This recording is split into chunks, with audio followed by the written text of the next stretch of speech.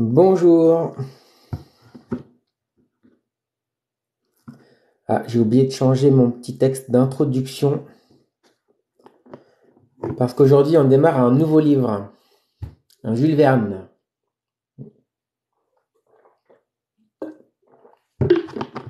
Le Château des Carpates, livre des voyages extraordinaires. Là, on est parti pour je ne sais pas combien de lives, plein de lives parce que je crois que c'est un livre assez long, je pense. Je ne suis pas sûr parce que je le lis en e-book sur ma tablette.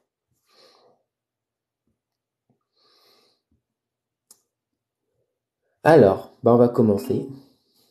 Jules Verne, tac. Jules Verne, Le Château des Carpates, chapitre 1. Salut le plaisir de l'art. Allez, on commence le livre. Cette histoire n'est pas fantastique. Elle n'est que romanesque.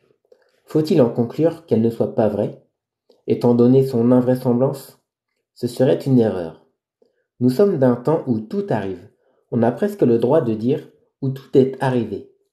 Si notre récit n'est point vraisemblable aujourd'hui, il peut l'être demain, grâce aux ressources scientifiques qui sont le lot de l'avenir, et personne ne s'aviserait de les mettre au rang des légendes.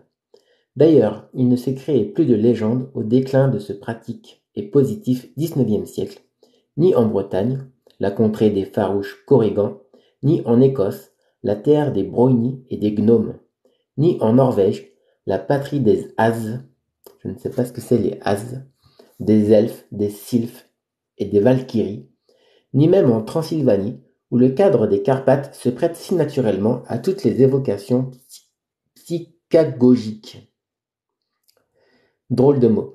Cependant, il convient de noter que le pays transylvain est encore très attaché aux superstitions des premiers âges. Ces provinces de l'extrême Europe, M. de Girandeau les a décrites. Élisée Reclus les a visitées. Tous deux n'ont rien dit de la curieuse histoire sur laquelle repose ce roman. En ont-ils eu connaissance? Peut-être, mais ils n'auront point voulu y ajouter foi. C'est regrettable, car ils l'eussent raconté, l'un avec la précision d'un analyste, l'autre avec cette poésie instinctive dont sont empreintes ses relations de voyage. Salut MTBK et salut Aimran Boxers. Et Ousmane Adam Abdallah, salut. Salut Idriss. Depuis que je vous ai posé une question, jusqu'à présent, je n'ai jamais reçu la réponse. Repose-moi la question. Puisque ni l'un ni l'autre ne l'ont fait, je vais essayer de le faire pour eux. Le 29 mai de cette année-là, un berger surveillait son troupeau à la lisière d'un plateau verdoyant, au pied du Retiesa, qui domine une vallée fertile, boisée d'arbres à tiges droites, enrichie de belles cultures. Ce plateau élevé, découvert sans abri, les galernes, qui sont les vents de nord-ouest, le rasent pendant l'hiver comme avec un rasoir de barbier. On dit alors dans le pays qu'il se fait la barbe, et parfois de très près. Ce berger n'avait rien d'arcadien dans son accoutrement, ni de bucolique dans son attitude. Ce n'était pas Daphnis Amintas, Tityre, Lycidas ou Mélibée. Le lignon ne murmurait point à ses pieds, ensabotés de gros socs de bois. C'était la Sylvalac, dont les eaux fraîches et pastorales eussent été dignes de couler à travers les méandres du roman de l'Astrée. Fric, Fric du village de Werst, ainsi se nommait ce rustique pâtour, aussi mal tenu de sa personne que ses bêtes, bon à loger dans cette sordide crapaudière, bâtie à l'entrée du village, où ses moutons et ses porcs vivaient dans une révoltante poicrerie, seul mot emprunté de la vieille langue qui conviennent aux pouilleuses bergeries du comitat. Ça commence avec des mots compliqués, ce roman.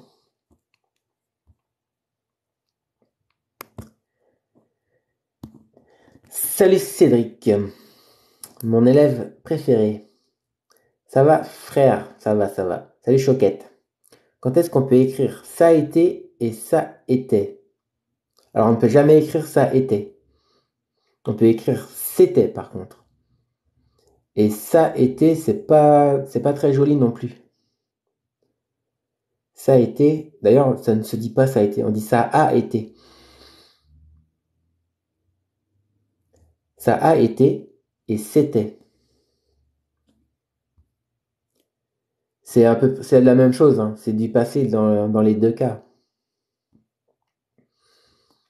Salut Raïm. L'imanum pecus paissait donc sous la conduite dudit Fric. Imanior ipse. Couché sur un tertre matelassé d'herbe, il dormait d'un œil, veillant de l'autre, sa grosse pipe à la bouche, parfois sifflant ses chiens lorsque quelques brebis s'éloignaient du pâturage, ou donnant un coup de bouquin que répercutaient les échos multiples de la montagne. Il était 4 heures après midi. Le soleil commençait à décliner. Quelques sommets, dont les bases se noyaient d'une brume flottante, s'éclairaient dans l'est. Vers le sud-ouest, 2 brisures de la chaîne laissaient passer un oblique faisceau de rayons, comme un jet lumineux, qui filtre par une porte entr'ouverte.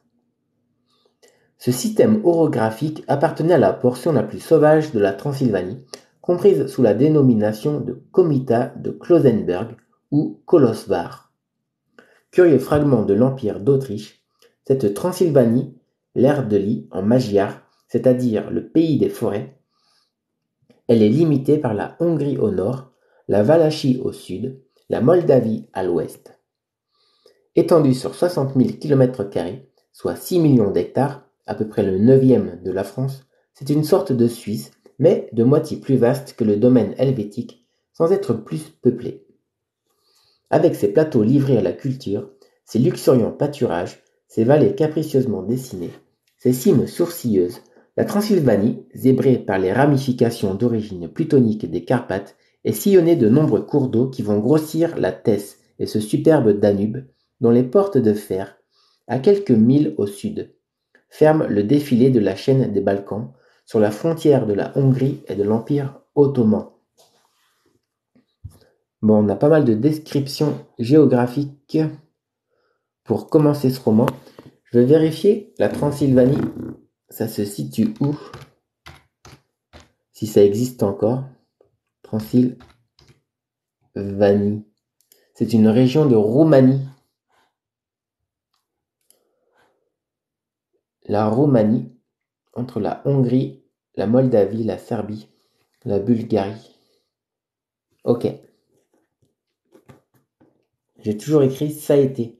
Alors, ça a été, c'est normalement ça a été. Et là, il te manque un petit A entre les deux. Alors, on le prononce pas parce que en le disant vite, il ne s'entend pas. Ça a été, ça a été.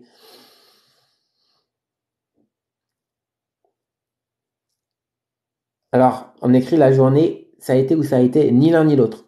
On écrit ça a été.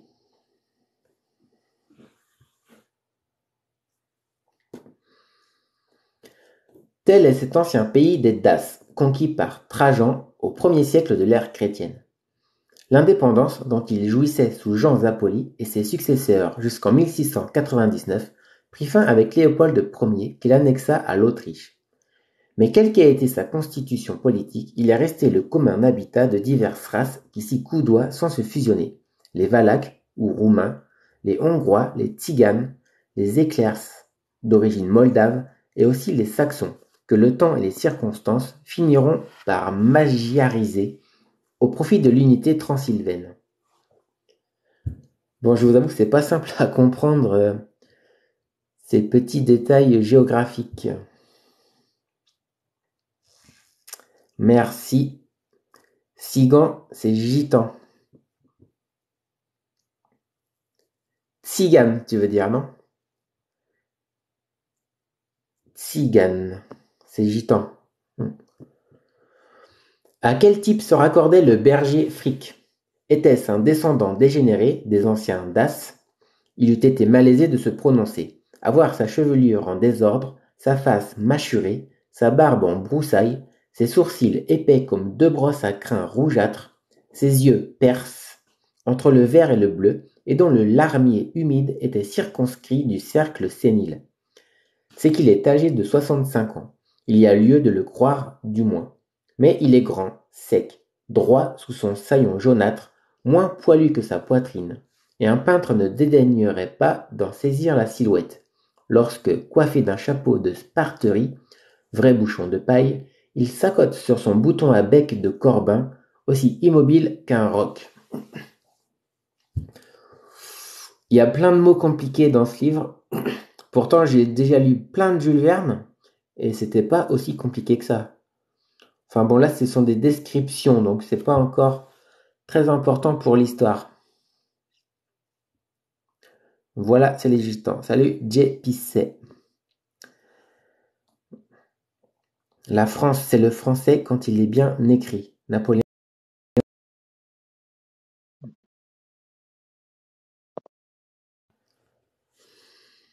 Au moment où les rayons pénétraient à travers la brisure de l'ouest, Frick se retourna. Puis, de sa main à demi fermée, il se fit un porte-vue, comme il en eût fait un porte-voix pour être entendu au loin, et il regarda très attentivement. Dans l'éclaircie de l'horizon, à un bon mille, mais très amoindri par l'éloignement, se profilaient les formes d'un burg. B-U-R-G. Je sais même pas comment ça se prononce. Cet antique château occupait, sur une croupe isolée du col de Vulcan, la partie supérieure d'un plateau appelé le plateau d'Orgal. Sous le jeu d'une éclatante lumière, son relief se détachait crûment, avec cette netteté que présentent les vues stéréoscopiques. Néanmoins, il fallait que l'œil du pâtour fût doué d'une grande puissance de vision pour distinguer quelques détails de cette masse lointaine. Soudain, le voilà qui s'écrie en hochant la tête. Vieux Burg, tu as beau te carrer sur ta base, encore 3 ans et tu auras cessé d'exister, puisque ton être n'a plus que 3 branches. Être avec un H, c'est l'arbre. Ce être, planté à l'extrémité de l'un des bastions du Burg, s'appliquait en noir sur le fond du ciel comme une fine découpure de papier, et c'est à peine s'il eût été visible pour tout autre que Frick à cette distance. Quant à l'explication de ces paroles du berger, qui était provoquée par une légende relative au château, elle sera donnée en son temps. Bon, pour l'instant, ce que je comprends, c'est qu'il y a un vieux berger qui observe un château. Château qu'il appelle le Burg. Salut Asia Ciel. Ça va bien, Chakakamara. Malheureusement, je vais aller au boulot. Ben, bon courage à toi. Vous êtes en maillot d'Algérie. Oui, effectivement. Maillot d'Algérie. Salut, salut. Oui, répéta-t-il, 3 branches. Il y en avait 4 hier, mais la quatrième est tombée cette nuit. Il n'en reste que le moignon. Je n'en compte plus que 3 à l'enfourchure. Plus que 3, vieux Burg, plus que 3. Lorsqu'on prend un berger par son côté idéal, l'imagination en fait volontiers un être rêveur et contemplatif. Il s'entretient avec les planètes. Il confère avec les étoiles. Il lit dans le ciel. Au vrai, c'est généralement une brute ignorante et bouchée. Pourtant, la crédulité publique lui attribue aisément le don du surnaturel. Il possède des maléfices. Suivant son humeur, il conjure les sorts ou les jette aux gens et aux bêtes. Ce qui est tout un dans ce cas. Il vend des poudres sympathiques. On lui achète des filtres et des formules. Ne va-t-il pas jusqu'à rendre les sillons stériles en y lançant des pierres enchantées, et les brebis infécondes rien qu'en les regardant de l'œil gauche? Ces superstitions sont de tous les temps et de tous les pays. Même au milieu des campagnes plus civilisées, on ne passe pas devant un berger sans lui adresser quelques paroles amicales, quelques bonjours significatifs, en le saluant du nom de pasteur auquel il tient. Un coup de chapeau, cela permet d'échapper aux malignes influences, et sur les chemins de la Transylvanie, on ne s'y épargne pas plus qu'ailleurs. T'as pas une tenue du Maroc? Non. J'ai l'Algérie et le Sénégal. Viva Algérie. Yo, wesh. Frick était regardé comme un sorcier, un évocateur d'apparitions fantastiques. À entendre celui-ci, les vampires et les striges lui obéissaient. Je ne sais pas ce que sont les striges. Ah, je peux le savoir. Des oiseaux de nuit, des démons femelles ailés. Ok. Donc il y a des démons, des vampires. C'est le pays de Dracula, les Carpates. J'ai raté le début. Ouais, mais l'histoire n'a pas vraiment commencé encore.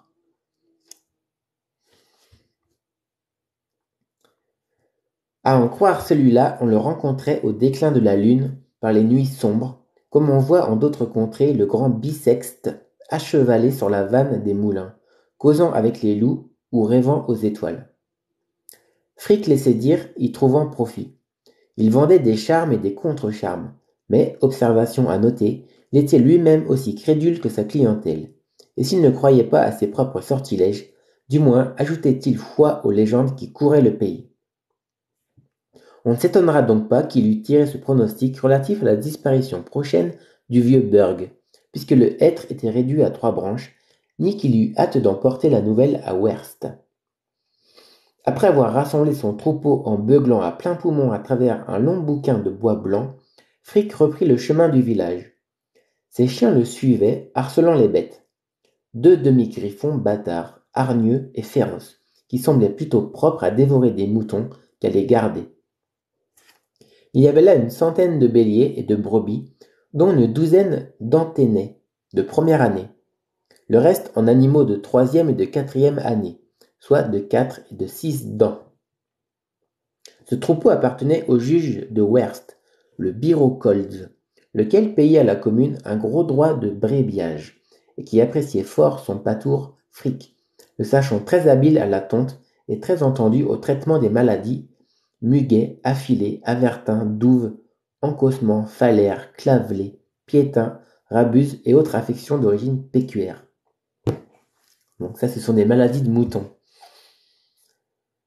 Donc, on en sait un petit peu plus.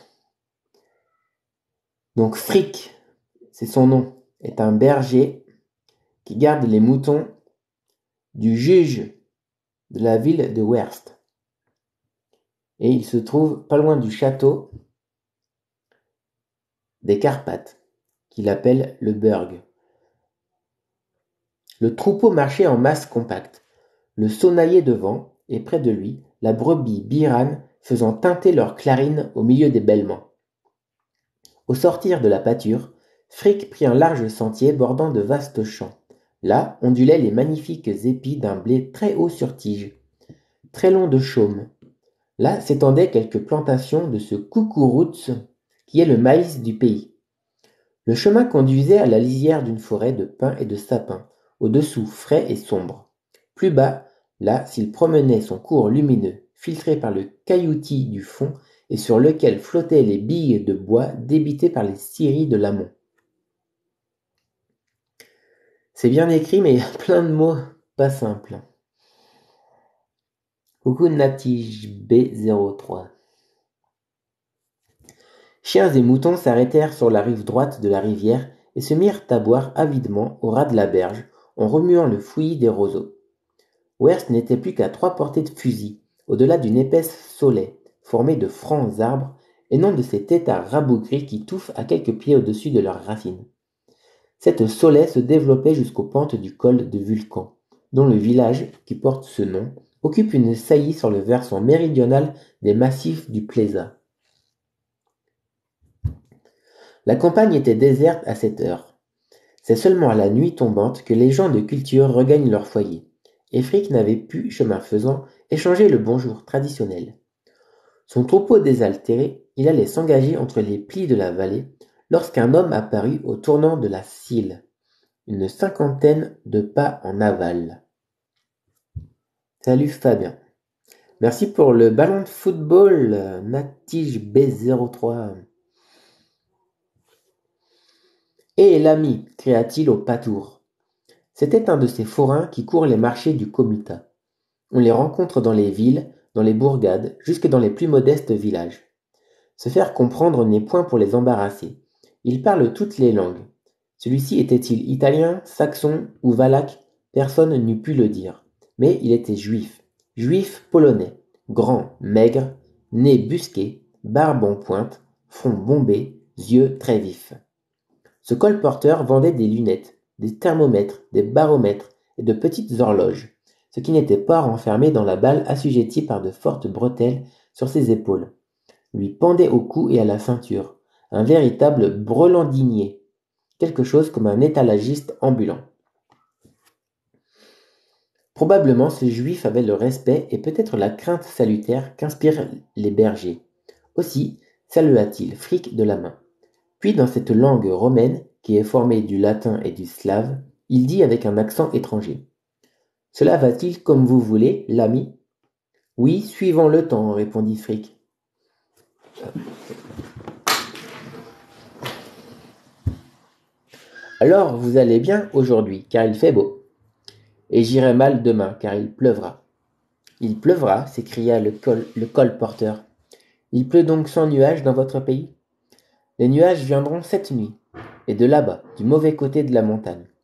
À quoi voyez-vous cela ? À la laine de mes moutons, qui est rêche et sèche comme un cuir tanné. Alors ce sera tant pis pour ceux qui arpentent les grandes routes, et tant mieux pour ceux qui seront restés sur la porte de leur maison. Encore faut-il posséder une maison, pasteur. Avez-vous des enfants ? Dit Frick. Non. Êtes-vous marié ? Non. Et Frick demandait cela parce que dans le pays, c'est l'habitude de le demander à ceux que l'on rencontre. Puis il reprit. D'où venez-vous, colporteur ? D'Hermannstadt. Hermannstadt est une des principales bourgades de la Transylvanie. En la quittant, on trouve la vallée de la Sile hongroise, qui descend jusqu'au bourg de Petrocénie. Et vous allez à Kolozsvár. Pour arriver à Kolozsvár, il suffit de remonter dans la direction de la vallée du Maros, puis par Karlsberg, en suivant les premières assises des monts de Bihar. On atteint la capitale du comitat, un chemin d'une vingtaine de milles au plus. Un front bombé, c'est un front bossu un peu. J'essaye de te faire la forme. Un front comme ça. Enfin bref. Salut Diana, ça fait longtemps que je t'ai pas vu ici. Salut, tu es le meilleur, merci Mustafak.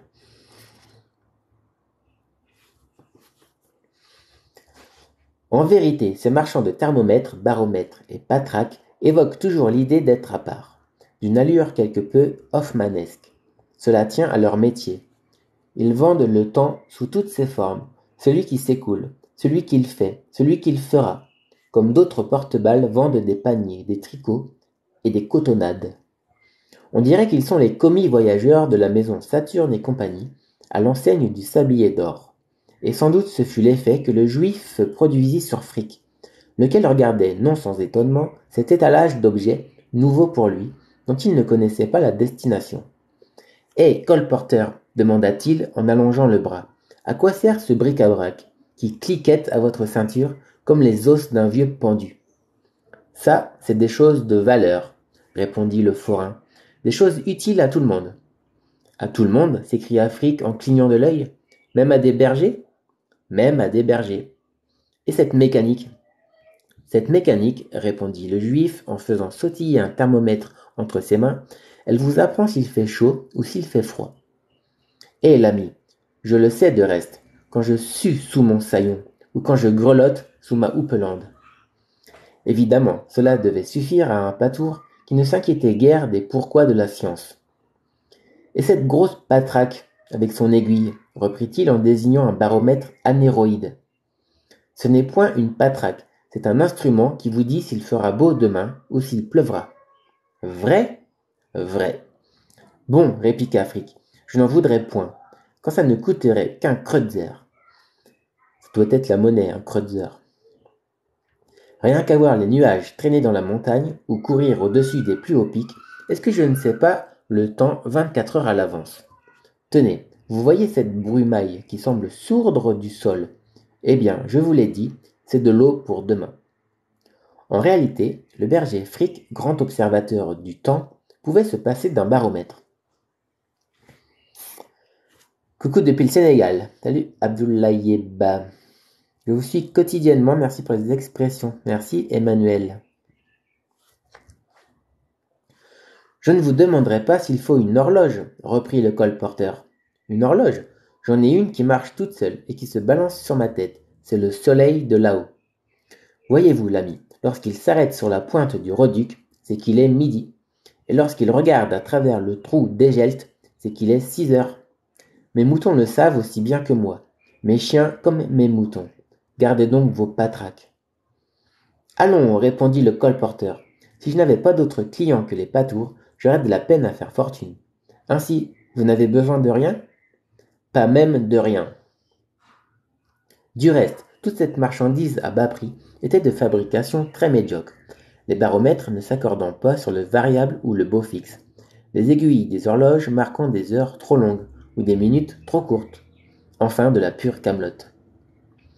Le berger s'en doutait, peut-être et n'inclinait guère à se poser en acheteur. Toutefois, au moment où il allait reprendre son bâton, le voilà qui secoue une sorte de tube suspendu à la bretelle du colporteur, en disant « À quoi sert ce tuyau que vous avez là ?» Salut les fleurs du mal, oui c'est le drapeau algérien. Ce tuyau n'est pas un tuyau. Est-ce donc un gueulard? Et le berger entendait par là une sorte de vieux pistolet à canon évasé. Non, dit le juif, c'est une lunette. C'était une de ces lunettes communes qui grossissent 5 à 6 fois les objets, ou les rapprochent d'autant, ce qui produit le même résultat. Lunettes, il faut comprendre que ce ne sont pas les lunettes comme ça. C'est une longue vue, en fait, une lunette. C'est une demi-paire de jumelles. Frick avait détaché l'instrument. Il le regardait, il le maniait, il le retournait, bout pour bout. Il en faisait glisser l'un sur l'autre les cylindres. Puis, hochant la tête. Une lunette, dit-il. Oui, pasteur, une fameuse encore, et qui vous allonge joliment la vue. Oh, j'ai de bons yeux, l'ami. Quand le temps est clair, j'aperçois les dernières roches jusqu'à la tête du Retiesa, et les derniers arbres au fond des défilés du Vulcan. Sans cligner, c'est la rosée qui me vaut ça. Lorsque je dors du soir au matin à la belle étoile, voilà qui vous nettoie proprement la prunelle. Quoi, la rosée? Répondit le colporteur. Elle rendrait plutôt aveugle. Pas les bergers. Soit, mais si vous avez de bons yeux, les miens sont encore meilleurs, lorsque je les mets au bout de ma lunette. Ce serait à voir. Voyez-en en y mettant les vôtres. Moi? Essayez. Ça ne me coûtera rien? Demanda Frick, très méfiant de sa nature. Rien, à moins que vous ne vous décidiez à m'acheter la mécanique. Bien rassuré à cet égard, Frick prit la lunette, dont les tubes furent ajustés par le colporteur. Puis, ayant fermé l'œil gauche, il appliqua l'oculaire à son œil droit. Tout d'abord, il regarda dans la direction du col de Vulcan, en remontant vers le Plésa. Cela fait, il abaissa l'instrument et le braqua vers le village de Werst. J'ai pas compris. T'as pas compris quoi? Tout ce que je dis?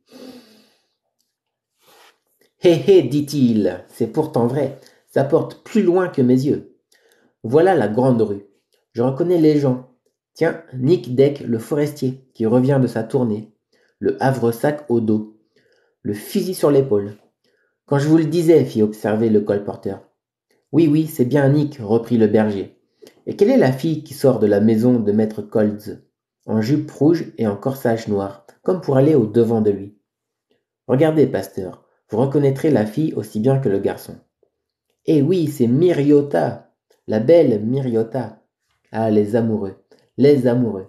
Cette fois, ils n'ont qu'à se tenir, car moi, je les tiens au bout de mon tuyau, je ne perds pas une de leurs mignasses. Qu'est-ce que c'est leur mignasse? Aucun résultat dans mon dictionnaire. Peut-être des mignonneries. La signification de lunette. Une lunette, c'est une longue vue. Comme ça. Pour voir au loin. Bonsoir, c'est difficile de suivre quand on prend le live en cours. Hélas. Hélas, hélas. Mais tu peux prendre en cours de route Quand même, si tu veux être avec moi.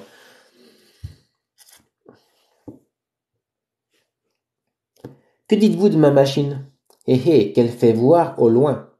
Pour que Frick en fût à n'avoir jamais auparavant regardé à travers une lunette, il fallait que le village de Werth méritât d'être rangé parmi les plus arriérés du comitat de Klausenberg. Et cela était, on le verra bientôt. Allons, pasteur, reprit le forain, visez encore, et plus loin que Werth. Le village est trop près de nous. Visez au-delà, bien au-delà, vous dis-je. Et ça ne me coûtera pas davantage? Pas davantage. Bon, je cherche du côté de la Sile hongroise. Oui, voilà le clocher de Livadzel. Je le reconnais à sa croix qui est manchotte d'un bras. Et au-delà, dans la vallée, entre les sapins, j'aperçois le clocher de Petroceni, avec son coq de fer blanc, dont le bec est ouvert comme s'il allait appeler ses poulettes. Et là-bas, cette tour qui pointe au milieu des arbres, ce doit être la tour de Petria. Mais j'y pense, colporteur. Attendez donc, puisque c'est toujours le même prix. Toujours, pasteur. Frick venait de se tourner vers le plateau d'Orgal. Puis, du bout de la lunette, il suivait le rideau des forêts assombries sur les pentes du Plésa, et le champ de l'objectif encadra la lointaine silhouette du Burg. Salut, Jassamaren.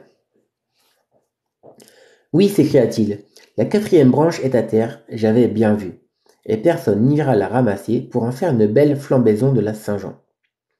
Non, personne, pas même moi. Ce serait risquer son corps et son âme. Mais ne vous mettez point en peine.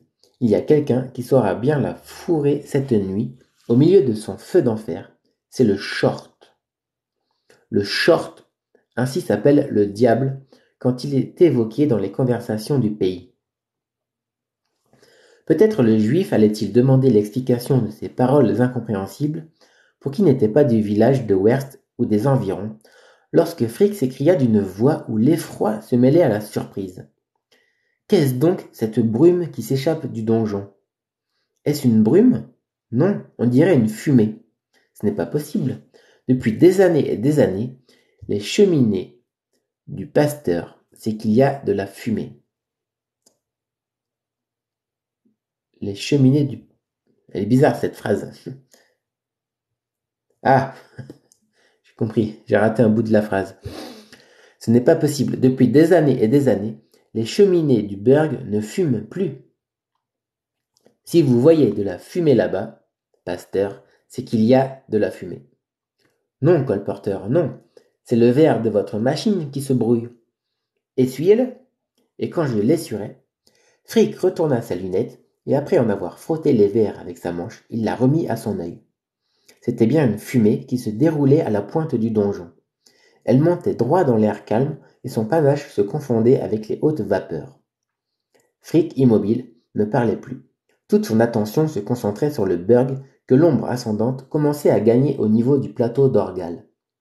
Soudain, il rabaissa la lunette, et portant la main au bissac qui pendait sous son saillon. « Combien votre tuyau? Demanda-t-il. « 1,5 florin, répondit le colporteur.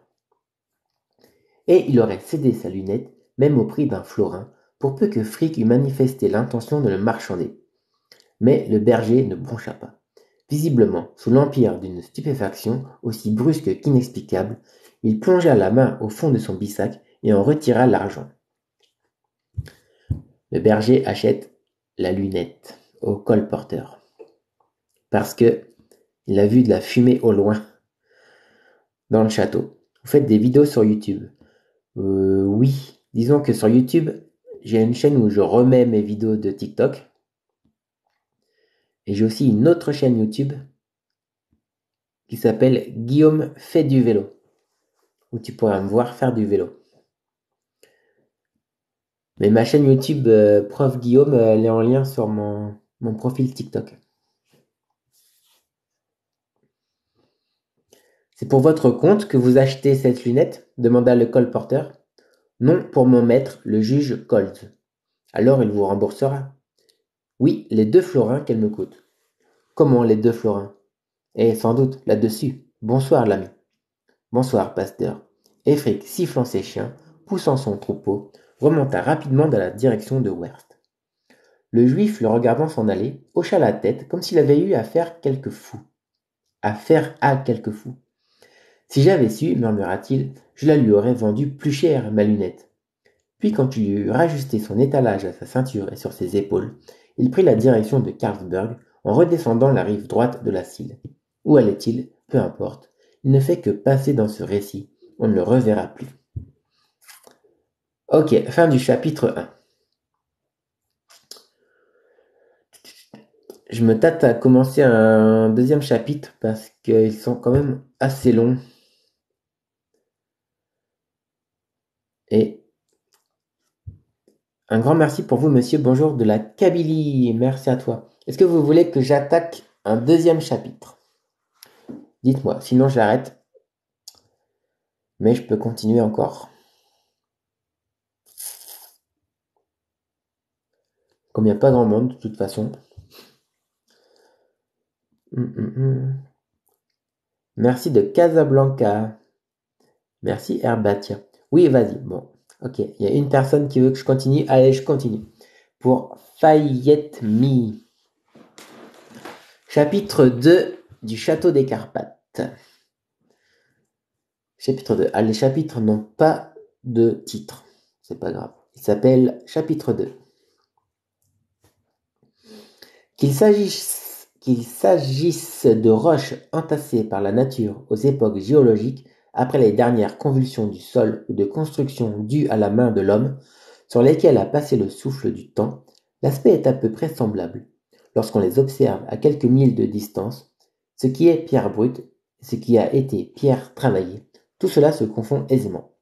De loin, même couleur, même linéament, même déviation des lignes dans la perspective, même uniformité de teinte sous la patine grisâtre des siècles. Il en était ainsi du Burg, autrement dit du château des Carpates. En reconnaître les formes indécises sur ce plateau d'Orgal qu'il couronne à la gauche du col du Vulcan n'eût pas été possible. Il ne se détache point en relief de l'arrière-plan des montagnes. Ce que l'on est tenté de prendre pour un donjon n'est peut-être qu'un morne pierreux. Qui le regarde croit apercevoir les créneaux d'une courtine, où il n'y a peut-être qu'une crête rocheuse. Cet ensemble est vague, flottant, incertain.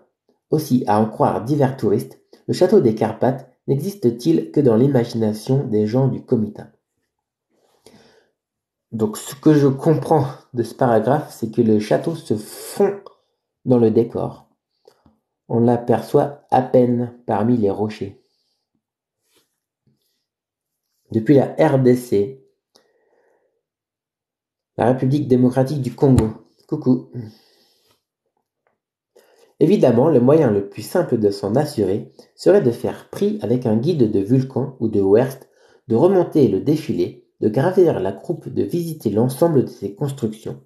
Seulement, un guide, c'est encore moins commode à trouver que le chemin qui mène au Burg. En ce pays des deux styles, personne ne consentirait à conduire un voyageur, et pour n'importe quelle rémunération, au château des Carpates. Quoi qu'il en soit, voici ce qu'on aurait pu apercevoir de cette antique demeure dans le champ d'une lunette, plus puissante et mieux centrée que l'instrument de pacotille acheté par le berger Frick pour le compte de maître Kolz. À 8 ou 900 pieds en arrière du col de Vulcan, une enceinte couleur de grès, lambrissée d'un fouillis de plantes lapidaires et qui s'arrondit sur une périphérie de 4 à 500 toises en épousant les dénivelations du plateau. À chaque extrémité, 2 bastions d'angle, dont celui de droite sur lequel poussait le fameux hêtre, est encore surmonté d'une maigre échauguette ou guérite à toit pointu. À gauche, quelques pans de murs étayés de contreforts ajourés, supportant le campanile d'une chapelle, dont la cloche fêlée se met en branle par les fortes bourrasques, au grand effroi des gens de la contrée. Au milieu, enfin, couronné de sa plateforme à créneaux, un lourd donjon à 3 rangs de fenêtres maillées de plomb et dont le premier étage est entouré d'une terrasse circulaire. Sur la plateforme, une longue tige métallique agrémentée du virolet féodal, sorte de girouette soudée par la rouille et qu'un dernier coup de galerne avait fixé au sud-est. Donc ça, c'est la description du château. Vous avez raté votre vocation, mais heureusement il y a TikTok. Tu veux dire que j'aurais dû être un vrai prof? Merci en tout cas. Linda. Ah, c'est Linda. Coucou Linda. Que signifie littoral? Littoral, c'est la côte, le bord des mers.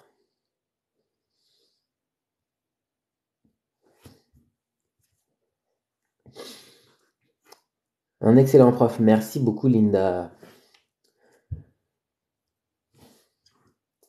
Quant à ce que renfermait cette enceinte, rompue en maint endroit, s'il existait quelque bâtiment habitable à l'intérieur, si un pont-levis et une poterne permettaient d'y pénétrer, on l'ignorait depuis nombre d'années. En réalité, bien que le château des Carpates fût mieux conservé qu'il n'en avait l'air, une contagieuse épouvante, doublée de superstition, le protégeait non moins que l'avaient pu faire autrefois ses basiliques, ses sauterreaux, ses bombardes, ses coulevrines, ses taux noirs et autres engins d'artillerie des vieux siècles. Donc apparemment le château serait hanté ou ensorcelé, on ne sait pas trop. Fatia, coucou, ça va top top, content de te voir. C'est un honneur pour moi, Linda, ben dis donc, que de compliments ce soir. Attention à Linda, prof, elle fait déjà trop de bisous.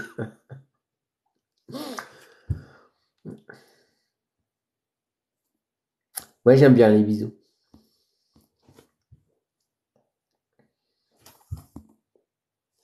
Vous découvrez l'histoire en même temps que nous. Oui, oui, je lis le livre pour la première fois. J'ai déjà lu beaucoup de Jules Verne, mais pas celui-là. Amicalement. Quel est l'emploi du temps de votre direct? Ah, l'emploi du temps. Bref, j'ai pas d'emploi du temps. Je prévois pas quand je vais faire un live. Je ne connais pas l'heure exacte. Il n'y a pas d'heure exacte. C'est souvent le soir. Ça dépend. C'est pas toujours la même heure. Allez. Et pourtant, le château des Carpates eût valu la peine d'être visité par les touristes et les antiquaires. Sa situation, à la crête du plateau d'Orgal, est exceptionnellement belle. De la plateforme supérieure du donjon, la vue s'étend jusqu'à l'extrême limite des montagnes. En arrière ondule la haute chaîne, si capricieusement ramifiée, qui marque la frontière de la Valachie. En avant se creuse le sinueux défilé de Vulcan, seule route praticable entre les provinces limitrophes. Au-delà de la vallée, des deux Sils, surgissent les bourgs de Livazzel, de Launay, de Petrocénie, de Petria, groupés à l'orifice des puits qui servent à l'exploitation de ce riche bassin houillé. Puis, au dernier plan, c'est un admirable chevauchement de groupes boisés à leur base, verdoyantes à leurs flancs, arides à leur cime, que dominent les sommets abrupts du Retiesa et du Paringue. Enfin, plus loin que la vallée du Hadzeg et le cours du Maros, apparaissent les lointains profils noyés de brume des Alpes de la Transylvanie centrale. Au fond de cet entonnoir, la dépression du sol formait autrefois un lac dans lequel s'absorbaient les deux Sils avant d'avoir trouvé passage à travers la Chaîne. Maintenant, cette dépression n'est plus qu'un charbonnage avec ses inconvénients et ses avantages. Les hautes cheminées de briques se mêlent aux ramures des peupliers, des sapins et des hêtres. Les fumées noirâtres vicient l'air, saturé jadis du parfum des arbres fruitiers et des fleurs. Toutefois, à l'époque où se passe cette histoire, bien que l'industrie tienne ce district minier sous sa main de fer, il n'a rien perdu du caractère sauvage qu'il doit à la nature. Ça me fait mal de manquer votre direct. Ouais, faut pas te mettre dans cet état. J'aimerais me perfectionner en français. Quel document? Comment ça, quel document?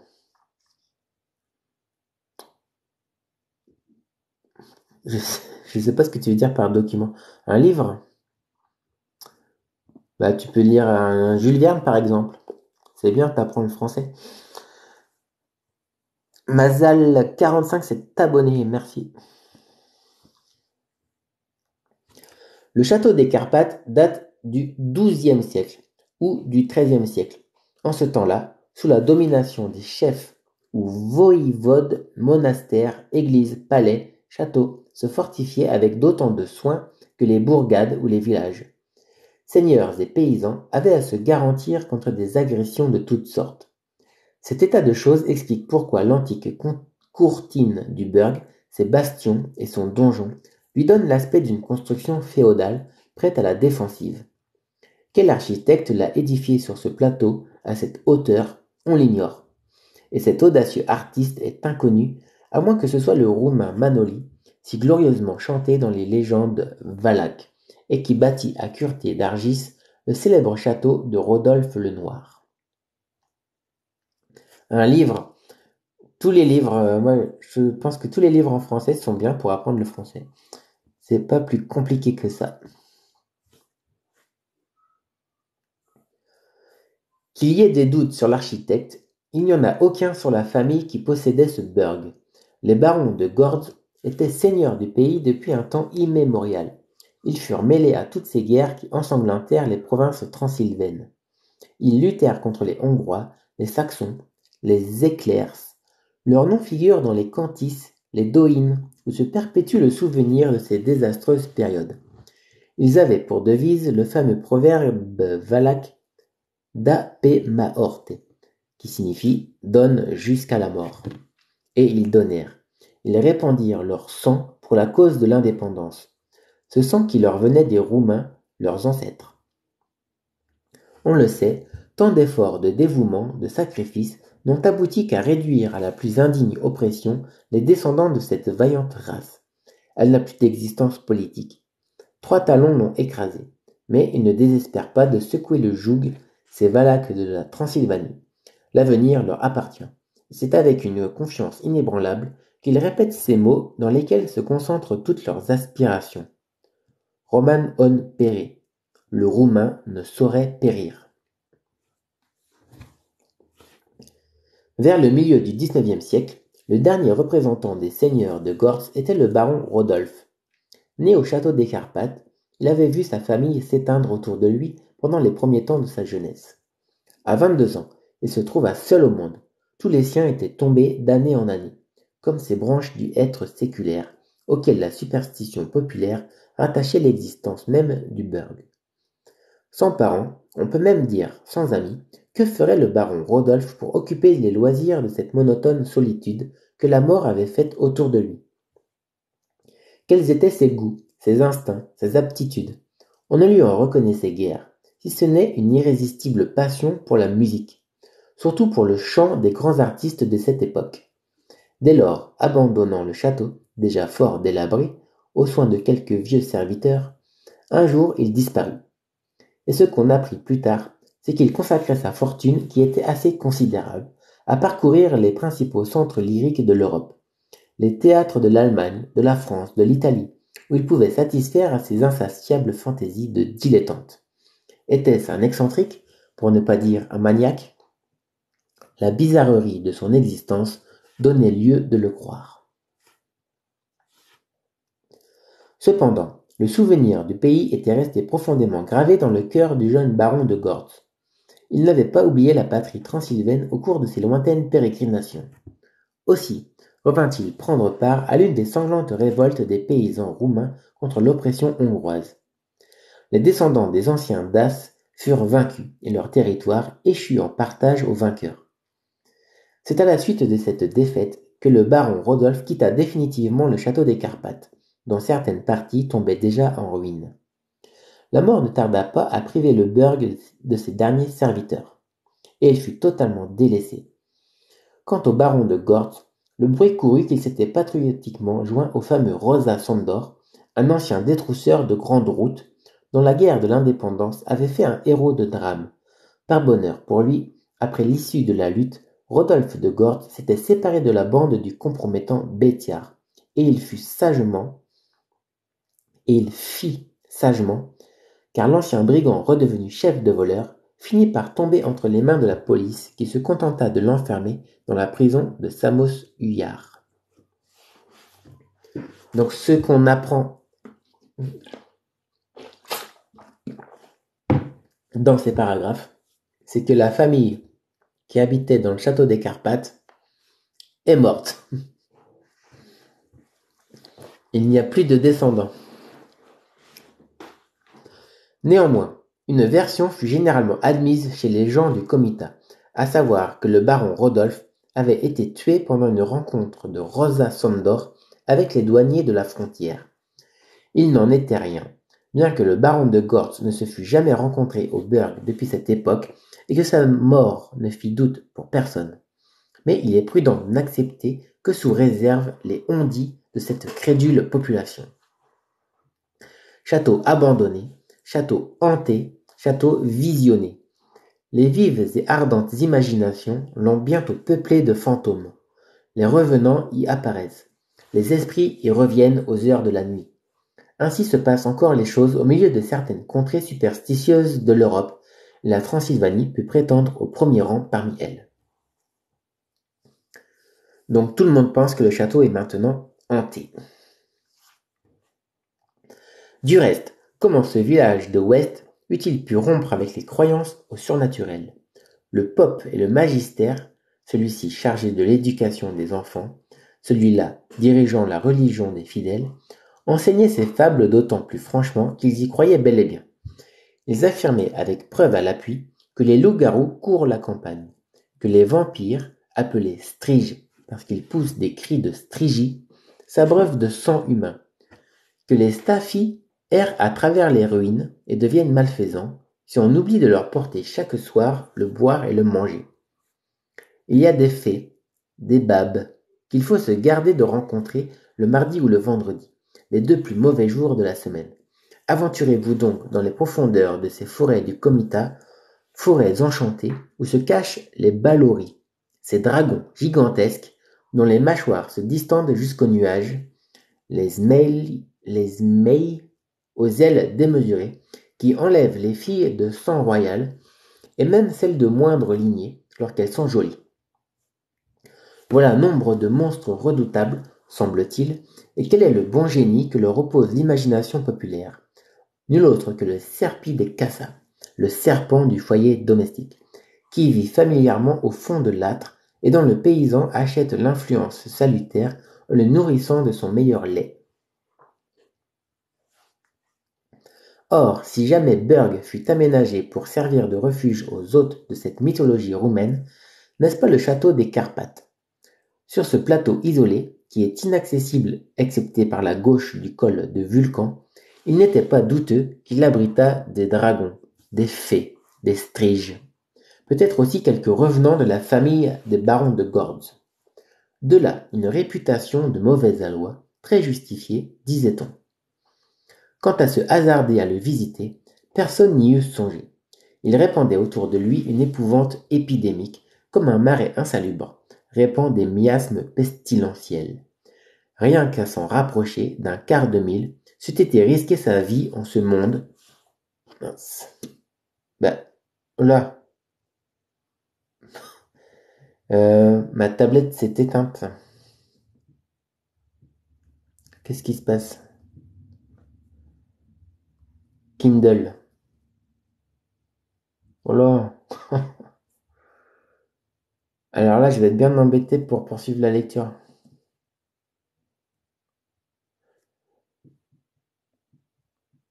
Excusez-moi. Je vais relancer l'application Kindle. Oh oh oh. C'est une vieille tablette que j'utilise. Chargement. Jules Verne.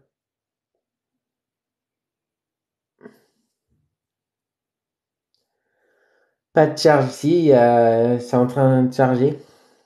Ah ok, ok. Bon là, c'est bon. Le livre s'est rouvert, mais à la première page du livre. Donc il faut juste que je retrouve où j'en étais arrivé. Voilà, chapitre 2. Ça j'ai lu, ça j'ai lu, ça j'ai lu. Hop, j'ai été rendu à peu près. Voilà, c'est bon, j'ai retrouvé ma page, tout va bien. Je reprends le paragraphe. Bon, rien qu'à s'en rapprocher d'un quart de mille, c'eût été risquer sa vie en ce monde et son salut dans l'autre. Cela s'apprenait couramment à l'école du magistère Hermod. Toutefois, cet état de choses devait prendre fin dès qu'il ne resterait plus une pierre de l'antique forteresse des barons de Gorz, et c'est ici qu'intervenait la légende. D'après les plus autorisés notables de Werth, l'existence du burg était liée à celle du vieux hêtre, dont la ramure grimaçait sur le bastion d'angle situé à droite de la courtine. Depuis le départ de Rodolphe de Gorz, les gens du village, et plus particulièrement le pâtour Frick, l'avaient observé. Ce hêtre perdait chaque année une de ses maîtresses branches. On en comptait 18 à son enfourchure lorsque le baron Rodolphe fut aperçu pour la dernière fois sur la plateforme du donjon. Et l'arbre n'en avait plus que 3 pour le présent. Or, chaque branche, tombée, c'était une année de retranché à l'existence du burg. La chute de la dernière amènerait son anéantissement définitif. Et alors, sur le plateau d'Orgal, on chercherait vainement les restes du château des Carpates. Bon, ça c'est étrange, c'est le fameux hêtre, donc l'arbre qui est dans le château, perd une branche chaque année. C'est mystérieux, on ne sait pas trop pourquoi. Il faut des milliers de lives pour finir le livre. Oui, il va m'en falloir beaucoup, je pense. Il y a combien de chapitres dans ce livre?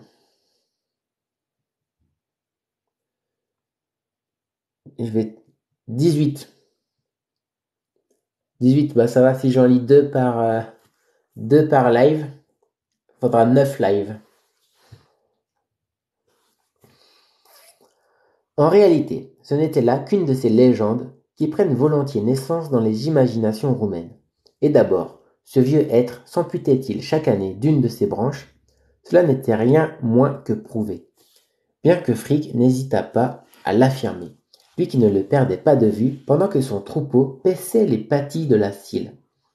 Néanmoins, et quoique Frick fût sujet à caution, pour le dernier paysan comme pour le premier magistrat de Werth, nul doute que le burg n'eut plus que 3 ans à vivre, puisqu'on ne comptait plus que 3 branches au hêtre tutélaire. Enfourchure, j'imagine que c'est peut-être le haut du tronc de l'arbre. Mais je vais vérifier. Enfourchure.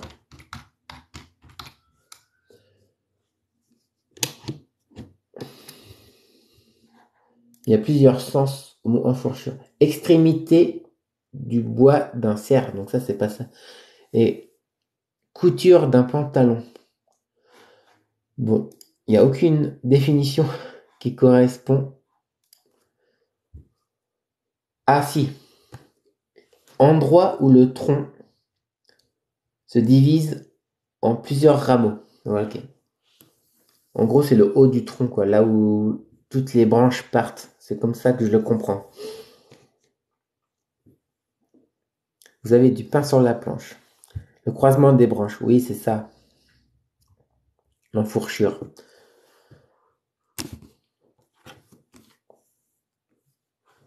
Le berger s'était donc mis en mesure de reprendre le chemin du village pour y rapporter cette grosse nouvelle lorsqu'il se produisit l'incident de la lunette.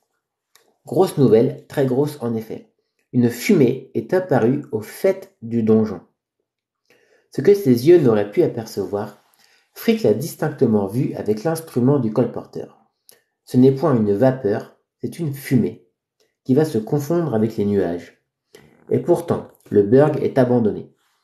Depuis bien longtemps, personne n'a franchi sa poterne qui est fermée sans doute, ni le pont-levis qui est certainement relevé. S'il est habité, il ne peut l'être que par des êtres surnaturels. Mais à quel propos des esprits auraient-ils fait du feu dans un des appartements du donjon? Est-ce un feu de chambre? Est-ce un feu de cuisine? Voilà qui est véritablement inexplicable. Donc le château abandonné depuis très longtemps, voilà type qu'on voit de la fumée qui sort du donjon. Ce bon endroit puisque j'ai entendu le mot lors de la lecture.